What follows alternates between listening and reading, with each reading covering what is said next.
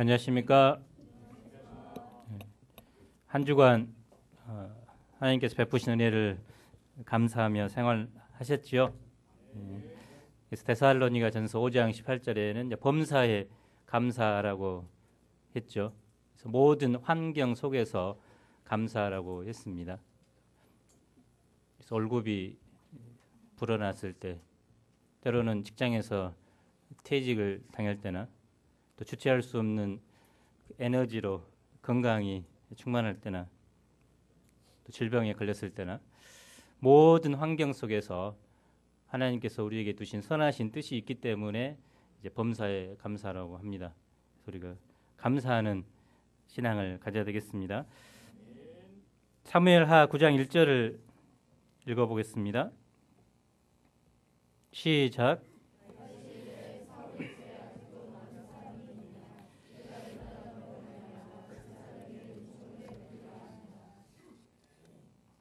요즘 우리는 대통령 선거 약 20여일을 앞두고 누구를 대통령으로 뽑을 것인가에 대해 고민하고 있습니다. 새로 선출된 대통령이 어떻게 통치할지에 대한 관심이 많습니다. 대통령이 어떻게 통치하느냐에 따라 우리의 삶이 영향을 받기 때문입니다. 그래서 우리는 무관심하기보다 합당한 지도자가 선출되도록 신자로서 기도해야 합니다. 그런데 오늘 말씀은 다윗을 가장 이상적인 통치자로 보여주고 있습니다. 다윗 왕국은 메시아가 다스릴 왕국의 그림자입니다. 오늘 말씀은 그 하나님의 언약을 받은 다윗이 어떠한 삶을 살았는가 보여줍니다. 그러면 다윗의 삶이 어떠했을까요? 첫째, 다윗은 하나님이 축복하시는 모델이 되었습니다. 8장 1절로 14절입니다. 다윗은 통일 이스라엘 왕국의 왕이 되었습니다. 하지만 여전히 주변 나라들의 위협이 도사리고 있었습니다. 다윗 당시 이스라엘의 동쪽에는 암몬과 모압과 에돔 왕국이 있었습니다. 다윗은 암몬과 모압과 에돔 왕국을 정복했습니다. 2절에는 다윗이 모압을 정복한 것이 기록되어 있습니다. 다윗이 또 모압을 쳐서 그들로 땅에 엎드리게 하고 줄로 재어 그 2줄 길이의 사람은 죽이고 1줄 길이의 사람은 살리니 모압 사람들이 다윗의 종들이 되어 조공을 드리니라. 이는 다윗이 모압 용사들을 잡아서 엎드리게 해놓고 세 선을 그어서 2선 안에 든 용사들은 죽이고 1선 안에 든 용사들은 살렸다는 것입니다. 3분의 2는 죽이고 3분의 1은 살려서 모압이 다시는 이스라엘을 괴롭히지 못하게 했다는 내용입니다. 다윗은 동쪽으로 암몬과 모압과 에돔을 정복할 뿐만 아니라 서쪽으로는 이스라엘의 대대적 역사적인 이 블레셋을 정복했습니다. 1절을 보십시오. 그 후에 다윗이 블레셋 사람들을 쳐서 항복을 받고 블레셋 사람들의 손에서 메덱 암마를 빼앗으니라 라고 되어 있습니다.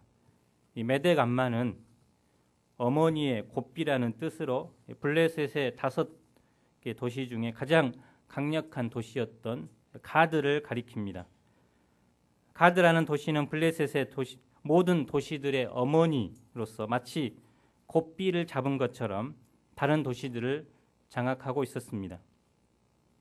그런데 다윗이 가드를 점령함으로써 블레셋 전역을 이제 점령한 것을 의미합니다. 다윗은 이렇게 동쪽으로 암몬과 모압과 에돔, 서쪽으로 블레셋을 점령할 뿐만 아니라 남쪽으로는 아말렉을 정복했습니다. 12절에 보면 아말렉에서 얻은 것들이라는 표현을 통해서 우리는 다윗이 남쪽의 아말렉을 정복한 것을 알 수 있습니다.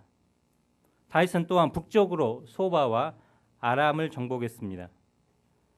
3절로 8절에 보면 다윗은 소바의 마병 1,700명과 보병 2만 명을 사로잡고 병거 100대의 말만 남기고 그의 병거의 말은 힘줄을 끊어서 힘을 쓰지 못하게 했습니다. 그리고 금 방패와 놋을 빼앗아 왔습니다. 다메섹 사람들이 소바를 도우러 왔을 때 다윗은 다메섹 군인들 2만 2천 명을 죽였고 다메섹에 수비대를 두었습니다. 다윗이 이렇게 북쪽의 소바와 아람을 치자 하맛 왕은 다윗에게 은 그릇과 금 그릇과 녹 그릇을 가지고 와서 항복했습니다. 이제 다윗이 동서남북의 모든 적국들을 정복했습니다. 얼른 보면 다윗이 침략 전쟁의 원흉인 것처럼 생각되지만 사실 다윗은 하나님께서 약속하신 땅을 차지하기 위해 그 주변의 적국들을 정복한 것입니다. 동서남북의 적들이 그동안 이스라엘을 괴롭혔는데 다윗은 그 대적들을 하나님의 약속대로 물리친 것입니다. BC 1450년경 여호수아 때 점령했어야 했던 땅을 다윗의 선조들이 그동안 점령하지 못했는데 그로부터 약 400년 후 BC 1050년경에 다윗이 드디어 점령한 것입니다. 다윗은 어디를 가든지 승리했습니다. 다윗은 우리나라의 고구려의 광개토 대왕처럼 넓은 영토를 차지했습니다. 다윗이 이처럼 가는 곳마다 승리할 수 있었던 비결이 무엇이었을까요? 6절 하반절, 14절 하반절을 한번 읽어보겠습니다. 시작.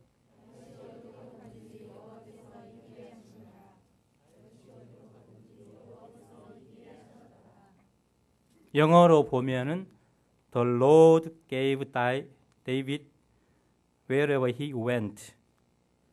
주님께서 그가 어디로 가든지 다윗에게 주셨다는 것입니다. 하나님께서 어디를 가든지 다윗에게 승리를 주셨다는 내용입니다. 이것을 두 번이나 반복해 보여주고 있습니다. 이는 다윗이 바로 하나님이 축복하시는 모델이었기 때문입니다. 다윗은 하나님이 사용하시는 사람의 모델입니다. 하나님께서 함께 하시는 사람의 모델입니다. 모델은 우리가 바라볼 수 있는 대상, 또 배울 수 있는 대상입니다. 바라볼 수 있는 또 배울 수 있는 모델이 있을 때 우리는 안심하고 또 자신 있게 그 길을 따라갈 수 있습니다. 이스라엘 백성들 또 신약 시대에 살고 있는 우리도 믿음의 사람 다윗, 또 하나님의 마음에 합한 사람 다윗을 믿음의 모델로 하고 따릅니다. 또 신약의 절반을 썼던 사도 바울을 믿음의 모델로 삼고 따르고 있습니다. 더 나아가서는 우리 주 예수 그리스도를 우리의 믿음의 모델로 바라보고 따르고 있습니다. 제가 지금도 믿음의 길을 갈 수 있는 것은 성경에 수많은 그 믿음의 사람들이 있기 때문입니다. 또한 믿음의 선배들이 있었기 때문입니다. 과거에 선배 목자들이 졸업을 하면 풀타임 목자나 또 선교사로 나갔기 때문에 저는 당연히 졸업하면 풀타임을 해야 되고 또 때가 되면 선교사로 가는 줄로 알았습니다. 우리 모임에도 수많은 믿음의 모델이 있죠. 지금 일본에 가셔서 오늘 오후 2시에 일본 신생아학회에서 영어로 논문을 발표하시는 박다희 목자님이 대표적입니다. 평신도 목자, 또 의대 교수로서 분명한 모델이 되었을 때 많은 사람들이 그 길을 본받아 가고 있습니다. 캠퍼스 복음 역사도 마찬가지입니다. 학생회에 분명한 모델이 있으면 양들이 와서 그 모임에 담기게 됩니다. 지금 형제 공동방에 믿음의 모델들이 있습니다. 우리 서승일 목동님, 또 나용환, 나세본, 양대열, 또 이선열, 기타 등등. 그래서 이들이 학생의 믿음이 모델이 됐을 때 다른 학생애들도 영향을 받고 오고 있습니다. 만약에 모델이 없다면 왔다가도 그냥 가버립니다. 사울은 실패의 모델이고 다윗은 성공의 모델입니다. 다윗은 하나님이 축복하시는 모델로서 어디를 가든지 하나님이 함께 하심으로 승리하는 삶을 살았습니다. 강력한 나라가 되려면 강한 군사력이 있어야 합니다. 하지만 다윗은 전쟁을 하면 당시 막강한 무기인 병거와 말의 힘줄을 끊어버림으로 하나님만을 온전히 의지하고자 했습니다. 하나님만을 의지하는 다윗을 하나님은 기뻐하셨고 그가 가는 곳마다 친히 그를 위해 싸워주셨고 승리를 주셨습니다. 빅토리아는 1838년에 대영 제국의 여왕이 되었습니다. 그녀는 백성을 사랑하고 백성을 위해 통치하는 백성의 왕으로 불리었습니다. 프랑스가 에펠탑을 지어서 세계 박람회를 개최한 것처럼 빅토리아 여왕은 1851년에 수정 왕궁을 지어 세계 박람회를 개최했습니다. 학문을 장려하여 영국의 르네상스가 일어나게 했습니다. 그래서 영국은 19세기에 해가 지지 않는 나라, 세계의 초강대국이 되었습니다. 어디를 가든지 이겼습니다. 또 정치적, 경제적으로 세계에 막강한 영향력을 끼쳤습니다. 빅토리아 여왕의 한 손자는 독일의 황자 비렐름 2세가 되고 또 한 손자는 러시아의 황제 니콜라스 2세가 됩니다. 빅토리아 여왕은 유럽의 할머니라는 별명도 얻게 되었습니다. 빅토리아 여왕 때 영국이 세계의 초강대국이 된 비결이 무엇이었을까요? 그녀는 이런 고백을 했다고 합니다. 영국이 위대하게 된 것은 열린 성경입니다. 오픈 바이블입니다. 이는 빅토리아 여왕은 당시 청교도 신앙으로 성경을 열어놓고 성경 말씀대로 나라를 다스렸기 때문입니다. 다윗도 마찬가지입니다. 다윗이 어디를 가든지 하나님께서 이기게 하신 이유가 있습니다. 다윗이 항상 하나님을 의지하고 하나님의 말씀대로 살려고 분투했기 때문입니다. 다윗이 골리앗을 쳐 부술 때도 이렇게 고백합니다.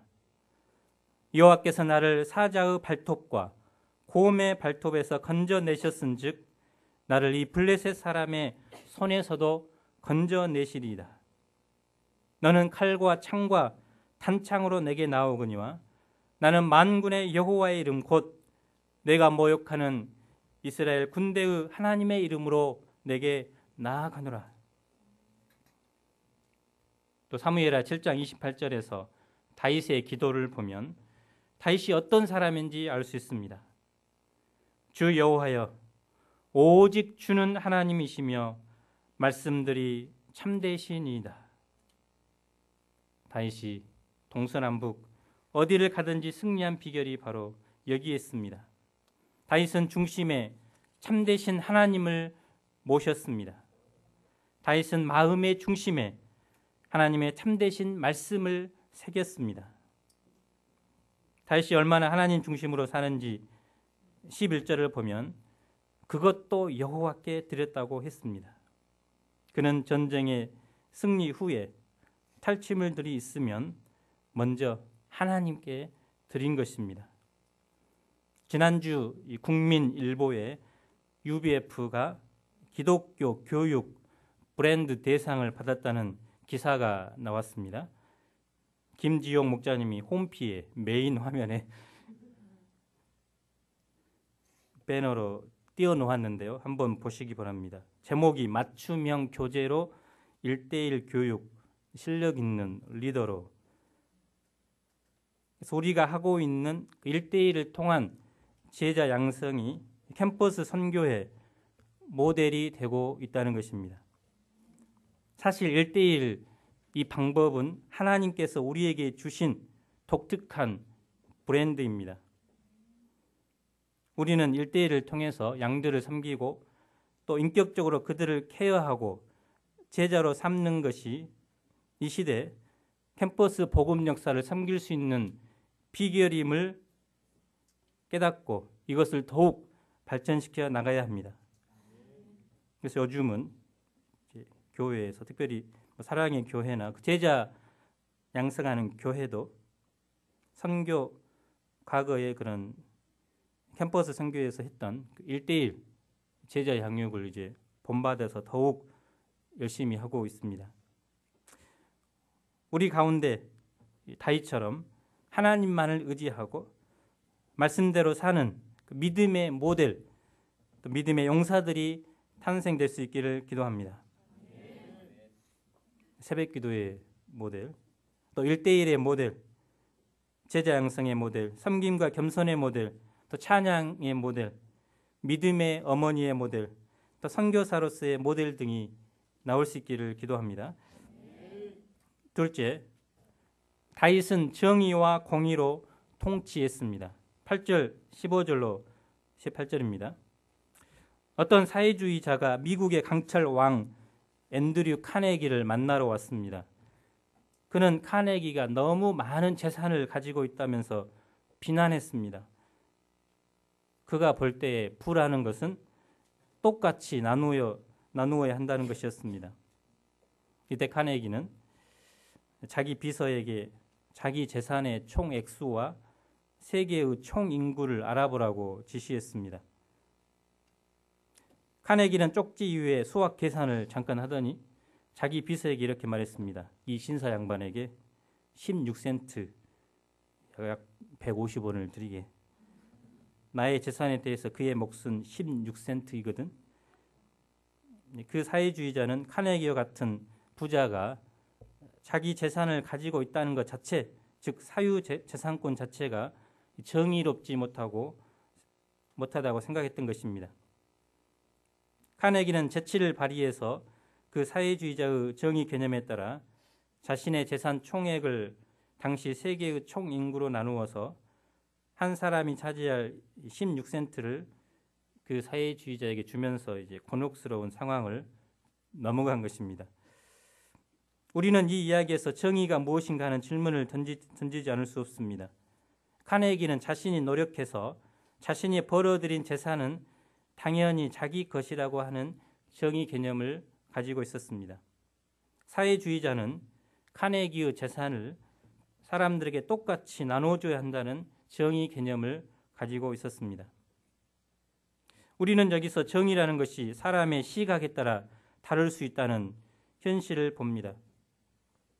한동안 하버드 대학 교수 마이클 샌델의 정의란 무엇인가라는 책이 베스트셀러로 회자들에게 읽혔습니다. 그래서 정의란 무엇인가 이에 대한 고민을 하는 사람들이 늘어났습니다. 또 요즘은 이제 도덕이란 무엇인가라는 문제로 썼는데요. 그렇다면 모든 사람들에게 보편적으로 통하는 정의는 없는 것입니까? 또 정의가 시행되는 나라는 과연 인류 역사상 없었던 것일까요? 다시 14절에 보면 다윗이 어디를 가든지 여호와께서 이기게 하셨다는 말씀이 나오는데 다윗은 동서남북 어디나 하나님께서 주신 그 약속의 땅을 차지하게 되었습니다. 국토를 둘러싸고 있는 외부 세력들로 하여금 자국민을 공격하지 못하도록 적국들을 정복했습니다. 이것은 다윗이 외치를 잘한 것을 보여줍니다. 그런데 다윗은 외치를 잘할 뿐만 아니라 자국민을 다스리는 내치도 잘했습니다. 우리 15절 한번 읽어보겠습니다. 15절 시작.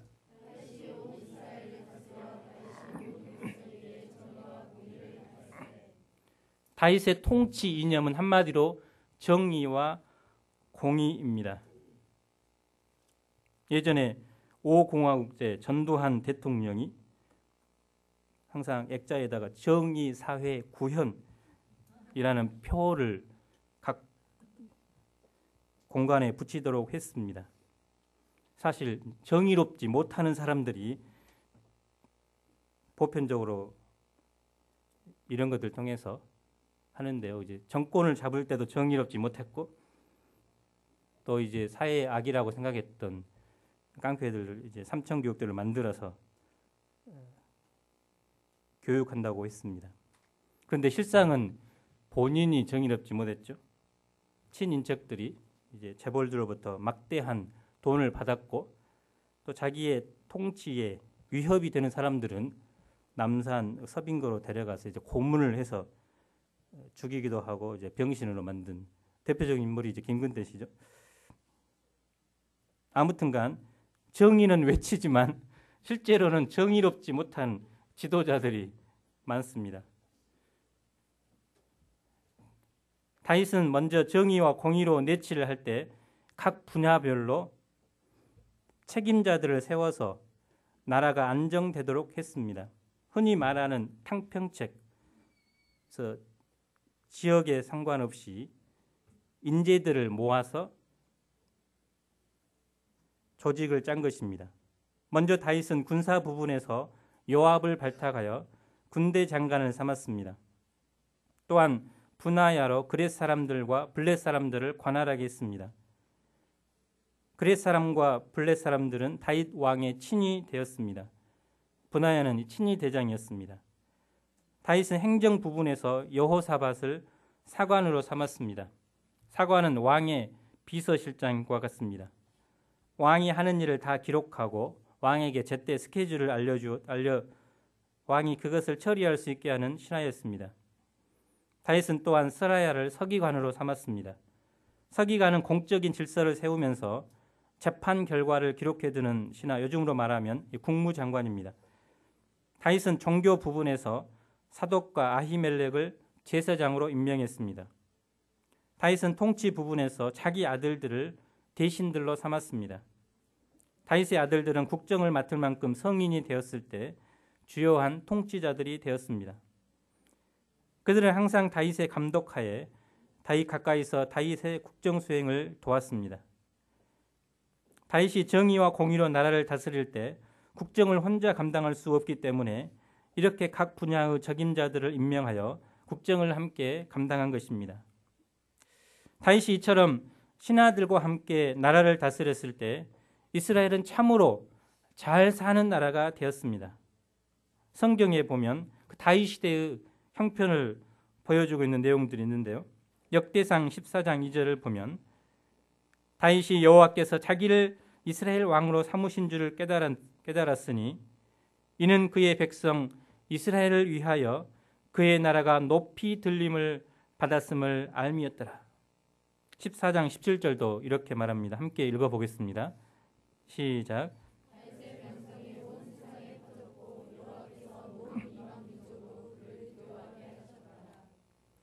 다윗 왕국을 잘 되게 하신 분은 물론 하나님이셨습니다. 하나님은 정의와 공의가 살아있는 나라에 복을 주십니다. 다윗이 이처럼 정의와 공의를 행했다고 했는데 성경에서 말하는 정의와 공의가 무엇일까요? 먼저 정의는 히브리어로 미시파트입니다. 이 단어는 문맥에 따라 다양한 뉘앙스를 가지고 있습니다. 재판, 또 재판의 공의, 재판의 법 또는 공평, 고아나 가부의 억울함을 풀어주는 신원, 외모를 봐주지 않고 뇌물을 받지 않는 것, 이런 것들을 말합니다. 정의 미시파트는 이처럼 문맥에 따라 뉘앙스가 조금씩 다르게 사용되고 있지만 크게 보아서 법적인 정의, justice에 초점이 있습니다. 재판을 할 때 법대로 재판하는 것, 법을 만인에게 공평하게 적용하여 재판하는 것, 특별히 고아나 과부처럼 돈도 없고 힘도 없는 사람들을 억울하게 하지 않고 오히려 그들의 억울함을 풀어주는 것, 돈도 있고 힘도 있는 유력한 사람들을 봐주지도 않고 뇌물을 받지도 않는 것, 항상 법대로 옳은 판단을 내리는 것, 이것이 본문이 말하는 정의입니다. 요즘 검사, 특별히 30살 로스쿨 출신 검사가 43살의 부녀자를 이제 그런 성폭행 일로 시끄럽죠. 검사가 이런 짓을 이제 하고 있는 것 같아요. 정치가들은 상식이 통하는 사회를 말하고 있습니다. 그래서 부자나 가난한 자나 배운 자나 못 배운 자나 공평한 뭐죠?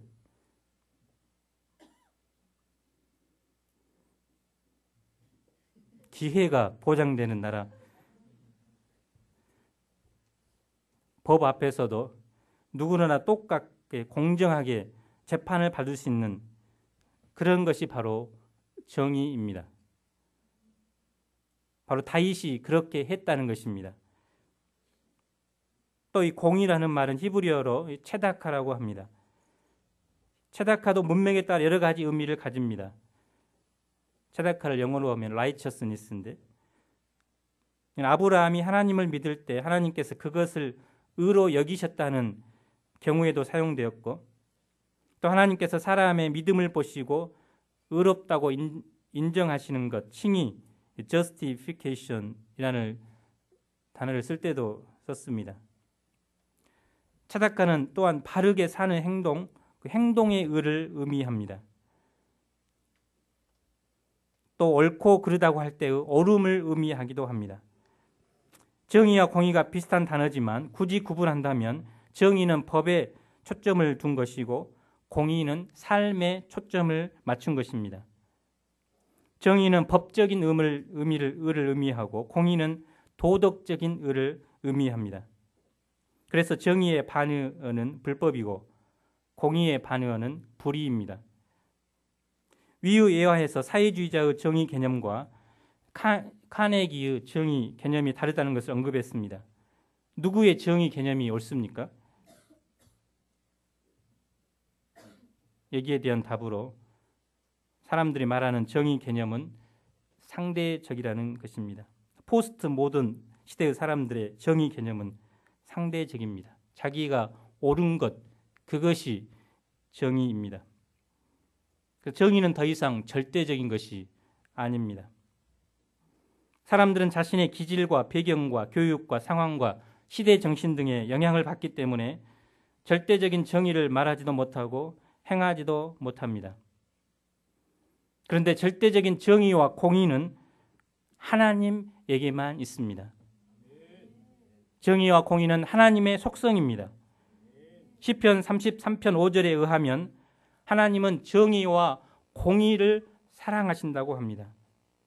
동시에 하나님은 인자를 땅에 충만하게 베푸신다고 하십니다. 하나님은 삶으로도 공의로우시고 법이로도 정의로우시며 동시에 사랑이 넘치는 분이십니다. 하나님은 우주 만물과 인간의 창조자, 심판자, 구원자로서 절대 정의, 절대 공의, 절대 인자의 특징을 갖고 계십니다. 하나님은 인간을 창조하실 때 인간을 하나님의 닮은 꼴로 창조하셨습니다. 하나님은 인간에게 말씀으로서의 법도 주셨고 또 양심으로서의 법도 주셨습니다. 하나님이 정의로운 분이시기 때문에 하나님으로부터 권력을 받은 최고 권력자도 역시 정의로워야 합니다. 왕이 정의롭게 다스릴 때 왕의 권력은 강화되는 것이고 그 왕국은 잘 되게 되어 있습니다. 하나님이 공의로운 분이시기 때문에 하나님의 백성들도 역시 공의롭게 살아야 합니다. 아모스 5장 24절은 이렇게 말합니다. 한번 읽어보겠습니다. 아모스 5장 24절 시작.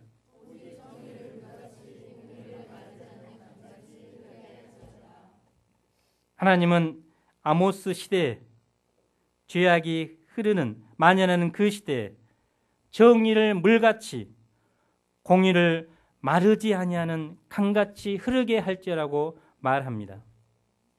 오늘날 최고의 위기는 지구온난화의 위기가 아닙니다. 핵무기의 위기가 아닙니다. 경제의 위기가 아닙니다. 심각한 위기는 우리 신앙의 삶의 기둥을 흔들고 우리의 토대를 무너뜨리는 내면적인 위기입니다. 로마가 멸망할 때는 외부로부터 미개한 야만인들이 공격을 했지만 오늘의 세계는 개화된 야만인들이 내부로부터 공격하고 있다는 것입니다. 알렉산더 솔제니치는 이런 말을 했습니다. 악의 세력들이 결정적인 공격을 시작했습니다. 여러분은 악한 세력들의 압력을 느낄 수 있습니다. 그럼에도 불구하고 여러분의 화면과 출판물에는 온통 웃고 있는 얼굴들 뿐입니다. 뭐가 그리도 재미있다는 말입니까? 인간의 도덕, 또 성경에서 말하는 정의와 공의를 파괴하는 악한 세력들의 공격을 보면서도 웃고만 있는 현대인들에 대한 경고입니다. 우리는 공의와 정의의 창조자인 하나님의 자녀들로서 우리는 불신자들보다 더 바르게 살아야 합니다. 하나님의 백성으로서 올바르게 사는 것, 또 성경의 말씀대로 사는 것, 이것이 오늘날 우리가 해야 할 일입니다. 우리 속에는 하나님의 말씀의 기준이 있습니다. 예수 그리스도의 생명이 약동하고 있습니다. 또 성령의 에너지가 샘솟고 있습니다. 우리는 예수 그리스도의 약동하는 이 생명을 소유한 사람들이기 때문에 성령의 능력에 따라 하나님의 말씀대로 공의와 정의를 지키며 살아야 합니다. 정의와 공의 면에서 국가가 무너지고 사회가 무너져도 우리 기독교인은 무너져서는 안 됩니다. 이 시대의 희망은 바로 우리들입니다. 우리가 다윗처럼 국가와 사회에 정의와 공의의 기둥들을 바로 세워야 합니다. 우리가 정의와 공의를 세우며 바르게 살 때 우리가 잘 되고 우리 가정이 잘 되고 또 우리나라가 제사장 나라 거룩한 백성으로의 삶을 살 수 있을 것입니다. 정의와 공의가 무너진 북한은 어떠합니까? 평등 사회를 꿈꾸지만 일부 특권층, 공산당들만 잘 살고 있습니다. 그 결과가 어떠합니까? 지난 60년간 북한은 굶주림과 고통으로 무너지고 있습니다. 중국 단동에서 또 북한을 바라볼 수 있는데 단동 지방에는 옥수수가 키를 넘고 자라고 또 벼들이 풍성하게 열매를 맺지만 북한 땅을 보면은 바로 몇 미터 되지 않는 땅이지만 메마르고 또 자라지 않는 땅입니다. 정의와 공의가 무너질 때 하나님 대신 인간을 우상으로 섬길 때 하나님께서 그 땅을 저주하게 하신 것입니다. 황폐하게 만든 것입니다. 우리도 현재 우리가 잘 살고 있다고 또 하나님의 축복으로 한강의 기적을 이루고 있다고 자만해서는 안 됩니다. 우리도 하나님의 정의와 공의가 무너지면 북한처럼 하나님의 심판을 받을 수밖에 없습니다. 그러므로 우리 사회, 우리나라의 책임은 바로 우리 신자들의 바른 삶입니다. 하나님 앞에 공의와 정의를 세우는 삶을 사는 것입니다. 대통령의 키워드가 경제, 민주화, 복지입니다. 통합과 소통, 섬기는 리더십을 말합니다. 대학생들은 이제 반값 등록금에 대한 기대를 갖고 있습니다. 청년 일자리 창출을 누가 해줄 수 있느냐에 관심이 많습니다.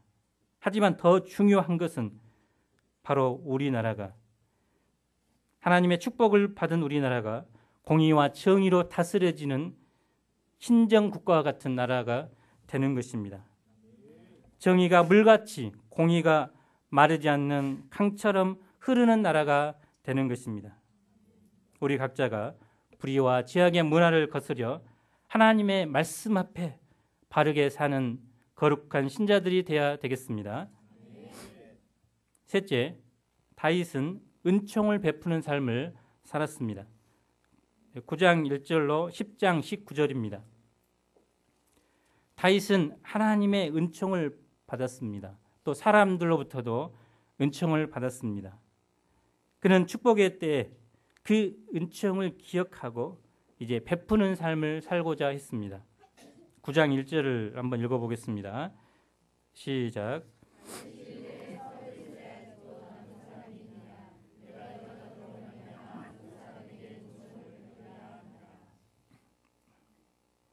과거 역사를 살펴보면 특별히 연산군 같은 사람은 자기 어머니를 죽인 신하들을 나중에 알고 완전히 삼족을 멸해버렸습니다. 씨를 없이 해야 후환이 없다고 생각하기 때문입니다.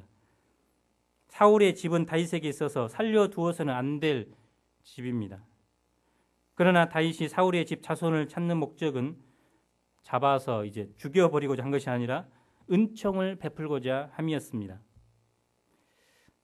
남에게 은총을 베푸는 것은 그 마음에 하나님의 은혜가 차고 넘치지 않으면 불가능한 것입니다. 다윗의 마음 가운데는 하나님의 은혜가 차고 넘쳐 흘렸습니다. 그래서 그 은혜를 나누고자 한 것입니다. 사울의 자손 가운데는 요나단의 아들 무비보셋이 남아 있었습니다. 그런데 그는 두 다리를 저는 장애인이었습니다. 몰락한 왕족, 또 몸도 성치 않은 비참한 사람이었습니다. 할아버지와 아버지가 죽었다는 소식을 들었을 때 겨우 5살이었습니다. 유모가 그를 업고 서둘러 도망하다가 그만 떨어져서 발을 절게 되었습니다. 그는 지금 요단강을 건너서 길르앗 땅에 아주 깊고 깊은 아는 집에서 목숨을 연명하며 살아가고 있습니다. 그런데 다윗이 그를 부른 것입니다. 무비보셋은 다윗에게 불러왔을 때 스스로를 가리켜 죽은 개라고 표현했습니다. 죽은 개는 보신탕에도 쓸모가 없습니다. 죽은 개는 아무 쓸모가 없습니다. 짖지도 못하고 식용으로도 잘 사용하지 못합니다. 그는 사람들에게 부담만 주고 폐만 끼치는 쓸모없는 존재였습니다. 이런 그에게 다윗은 어떤 은총을 베풀었습니까? 7절을 읽어보겠습니다. 9장 7절 시작.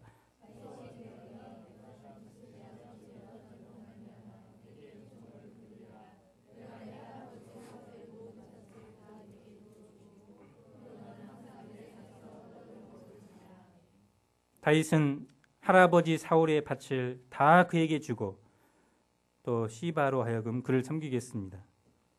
이것만 해도 큰 은혜인데 다윗은 더 나아가서 그를 왕자와 같이 매일 왕의 상에서 먹도록 했습니다. 함께 식사하는 것은 가장 큰 은혜입니다.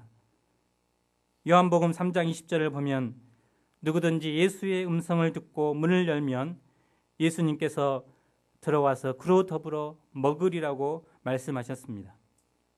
한 식탁 위에서 함께 식사하는 것은 마음으로부터 영접한다는 것입니다. 다윗은 무비보셋을 왕자 중 하나같이 영접했습니다.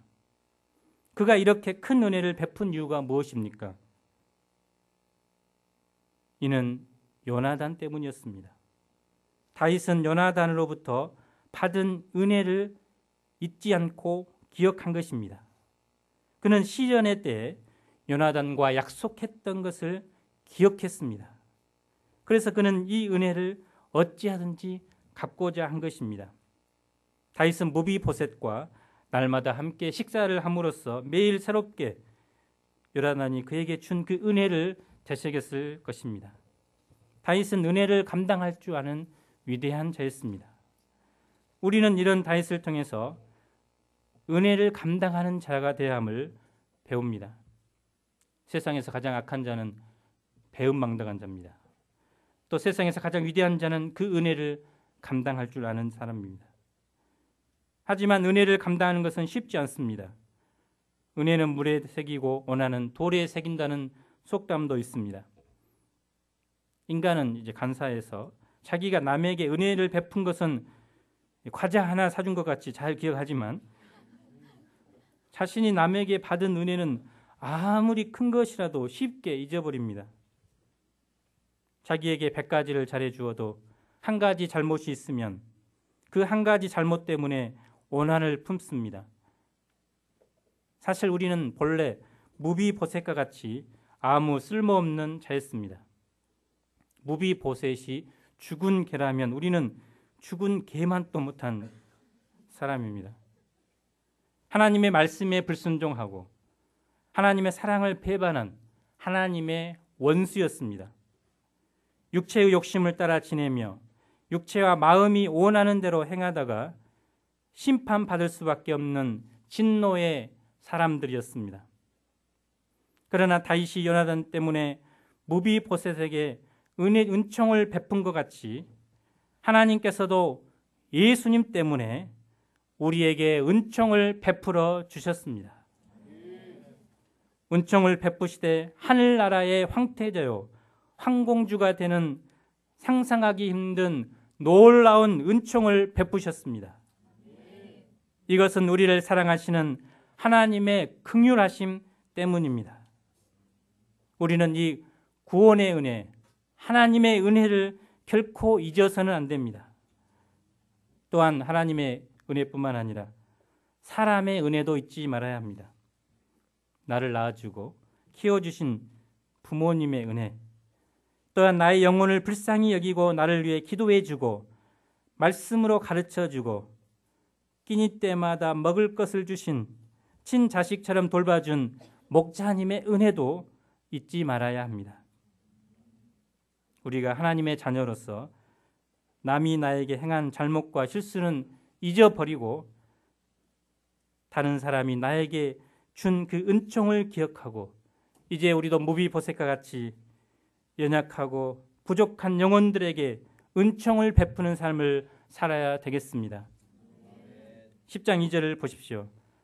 내가 나하스의 아들 한눈에게 은총을 베풀되 그의 아버지가 내게 은총을 베푼 것 같이 하리라. 다윗은 암몬왕 나하스가 죽었다는 소식을 듣고 그의 아들 한눈에게 은총을 베풀고자 했습니다. 이는 그가 망명 시절 나하스로부터 은혜를 덧입었기 때문입니다. 다윗은 조문객을 암몬 땅으로 보냈습니다. 이때 한눈은 주위 사람들의 말을 듣고 다윗에게 모욕을 주기 위해 그들을 잡아서 그 수염 절반을 깎고 의복도 엉덩이까지 잘라 걸그룹도 아닌데 초미니 스커트를 만들어 돌려보냈습니다. 이것은 다윗의 은총을 정면으로 거부하는 전쟁 선포입니다. 결국 한눈은 은혜를 감당하지 못함으로 큰 화를 입게 되었습니다. 결론적으로 우리 각자가 캠퍼스, 가정, 직장에서 또 삶의 현장에서 다윗처럼 하나님께서 함께 하시고 축복하시는 모델의 삶이 되어야 되겠습니다. 하나님의 일방적인 은총을 받은 자들로서 도움이 필요한 자들에게 은혜를 베푸는 삶을 살아야 되겠습니다. 무엇보다 정의가 물같이 공의가 마르지 않는 강같이 흐르는 우리나라가 되기를 간절히 기도합니다. 요절로 사무엘 9장 1절을 읽겠습니다. 시작. 다윗이 이르되 사울의 집에 아직도 남은 사람이 있느냐? 내가 요나단으로 말미암아 그 사람에게 은총을.